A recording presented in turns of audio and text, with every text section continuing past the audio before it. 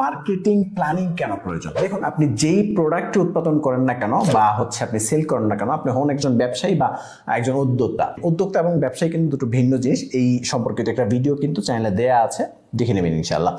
তো যেটি বলছিলাম যে একজন উদ্যোক্তা বা একজন ব্যবসায়ী যেই হন না কেন, আপনি একটি প্রোডাক্ট উৎপাদন করলেন এবং বা একটি প্রোডাক্টটা ইম্পোর্ট করলেন বা অন্য কারো থেকে পাইকারি আনলেন, সেই প্রোডাক্টটা সম্পর্কে আপনি যদি মানুষকে জানাতে না পারেন তাহলে মানুষ কিভাবে কিনবে?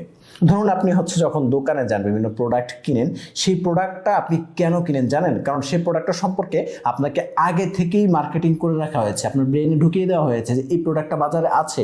তারপর আপনি সেই প্রোডাক্টটা কিনেন বা বাজারে গিয়ে সেই নির্দিষ্ট প্রোডাক্টটাই কিন্তু দোকানের কাছে চেয়ে নিয়ে আসেন। তাহলে এখানে মূল কাজটা করে কিন্তু মার্কেটিং প্ল্যানিং, যে মার্কেটিংটা কিভাবে হবে, এবং এই মার্কেটিং প্ল্যানিংটা করে মার্কেটিং ম্যানেজার সহ আরও যারা সংশ্লিষ্ট থাকে তারা।